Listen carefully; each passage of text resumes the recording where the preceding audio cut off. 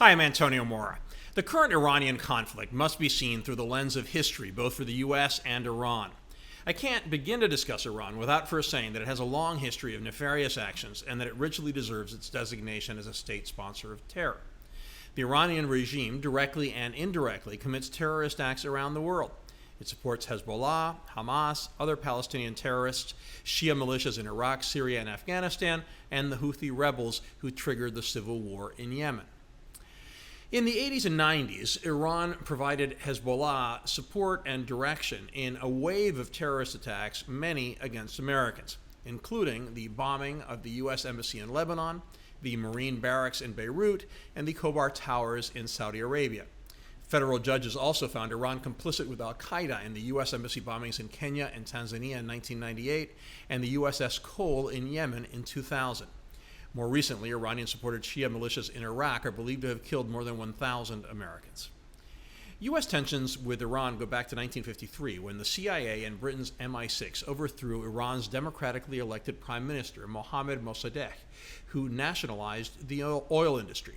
Hundreds were killed in violent clashes, and the torture and executions of political figures followed.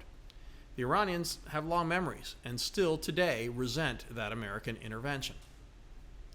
The coup increased the power of the monarch, the Shah of Iran, who became the preeminent leader in the Middle East and a strong American ally. Even though he modernized Iran and gave more rights to women, those efforts ran afoul of hardline Islamic clerics, including the Ayatollah Ruhollah Khomeini. He also became more autocratic and repressive and corrupt. In January of 1979, political unrest forced him to leave the country. Within days, all remnants of a 2,500-year-old monarchy were gone. Khomeini then returned from exile, held a referendum, and proclaimed the creation of the Islamic Republic of Iran, replacing the autocratic pro-Western monarchy with an autocratic anti-Western theocracy.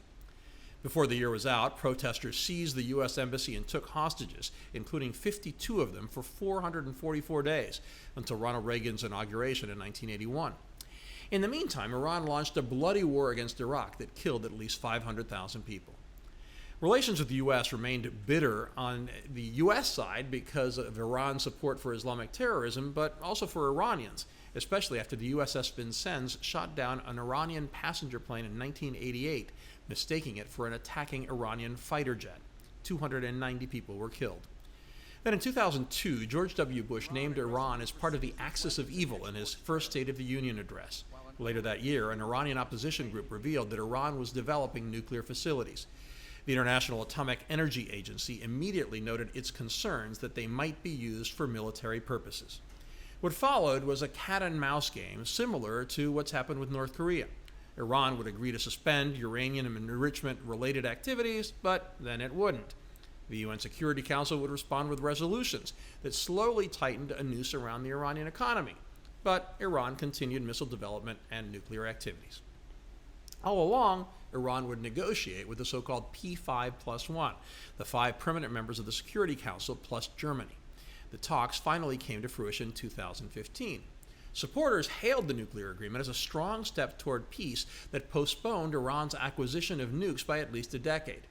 Critics complained that Iran could cheat, that the deal didn't ban missile testing, and that the hundreds of billions that would flow into Iran upon the lifting of sanctions would make the mullahs stronger and hinder regional security.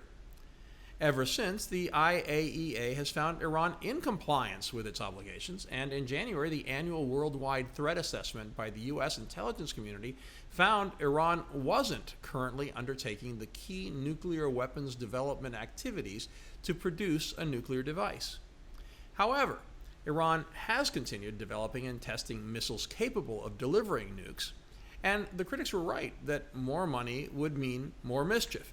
Iran continues to finance terrorist groups and support the Syrian regime and the Yemeni Houthis. In this context, President Trump withdrew from the nuclear agreement, which he had repeatedly called the worst deal ever negotiated, in May of last year. He also reimposed sanctions on Iran despite the objections of American allies. And that leads to the current tensions. The sanctions have strangled the Iranian economy, with GDP dropping by almost 5%. Concerned about what it called troubling Iranian actions, in May, the U.S. sent an aircraft carrier strike group and B-52 bombers to the region. That was followed by 2 separate incidents in May and June when explosions hit 6 oil tankers in the Gulf of Oman. The U.S. accused Iran. Then, on June 20th, Iran shot down a $130 million U.S. military drone. Trump threatened to retaliate, but stopped an attack on Iranian military installations. The U.S. imposed more sanctions instead. Iran responded by saying the White House is afflicted with mental retardation, refused talks with the U.S., and increased its uranium enrichment. That could surpass permitted levels any day now, and narrows the time Iran will need to build a nuclear weapon. Finally, this commentary was intended to give you a historical perspective. Next week, I'll take a look at the status of the Iranian conflict, but I'll end now with one contextual point about it. When you hear the sounding of the drums of war, understand that those banging the drums are full of sound and fury, signifying nothing. Fighting a war with Iran is absurd, and while Trump may decide to order bombing attacks, he has no appetite for a major foreign conflict, and the country doesn't either. Also, remember, Iran's military is one of the world's 10 largest, and Iran is substantially bigger than Iraq and Afghanistan put together. Its 82 million people are about 10 million more than in those 2 countries combined. Ironically, that both supports Trump's maximum pressure campaign to contain Iran, but also his critics, who fear we could stumble into a serious conflict nobody wants.